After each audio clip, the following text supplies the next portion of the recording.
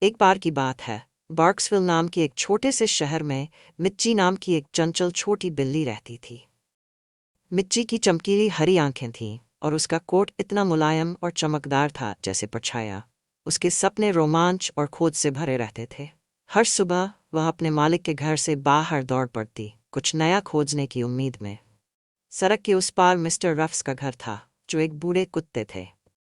ان کے بھورے بال اور تھکی ہوئی ہڈیاں یہ دکھاتی تھی کہ وہ اب اپنا سمے دھوپ سینکنے یا چمنی کے پاس سونے میں بتانا پسند کرتے تھے۔ اپنے یووا دنوں میں انہوں نے بہت رومانچ کیا تھا، لیکن سمے نے انہیں سکھایا تھا کہ دنیا کو سمجھداری اور ساودھانی سے دیکھنا چاہیے۔ ایک دن وسنت کی خوبصورت صبح، مجی نے سڑک کے بیچ میں ایک چمکدار چیز دیکھی۔ یہ کیا ہو سکتا ہے؟ اس نے اتساہ سے سوچا۔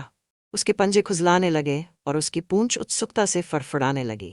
لیکن جیسے ہی وہ سڑک پر دوڑنے کی تیاری کر رہی تھی، ایک گہری اور کومل آواز نے اسے روکا۔ مچی، رکو!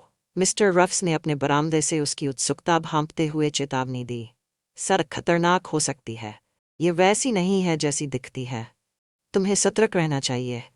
اوہ مسٹر رفس، لیکن میں اسے دیکھنا چاہتی ہوں۔ مچی نے اتساہ سے کہا، اس کی مونچھیں کانپنے لگیں۔ میں سمجھتا ہوں، مسٹر رفس نے کہا، لیکن میرے پاس آؤ اور میرے ساتھ تھوڑی دیر بیٹھو۔ میں تمہیں اپنے یووا دنوں کی ایک کہانی سناتا ہوں۔ مچی، جو ابھی بھی اتسک تھی لیکن سمانجنک تھی، دھیرے دھیرے ان کے پاس بیٹھ گئی۔ مسٹر رفس نے اپنے یووا دنوں کی رومانچک کہانیاں ساجھا کیں اور یہ سمجھایا کہ جوخموں کا مولانکن کرنا اور سمجھداری سے کام لینا کیوں مہتوپورن ہے۔ میں نے یہ کٹھنائی سے سیکھا ہے کہ ہر چمکتی چیز کے پیچھے دوڑنا ضروری نہیں ہوتا۔ انہوں نے اپنی پونچھ ہلاتے ہوئے مسکراتے ہوئے کہا۔ جیسے ہی سورج نے بارکسویل پر لمبی پرچھائیاں ڈال دیں، مچی نے ایک نئی سمجھ کا انوبھو کیا۔ اسے احساس ہوا کہ رومانچ کے پرتی اس کا پیار سترکتا کو چھوڑنے کا مطلب نہیں ہے۔ جب کہانی ختم ہوئی تو مچی نے مسٹر رفس کا ان کی سمجھداری کے لیے دھنیہ واد کیا۔ اس نے طے کیا کہ وہ شام تک انتظار کرے گی جب سڑک شانت ہو جائے گی، اور پھر وہ چمکدار چیز کو دیکھنے جائے گی۔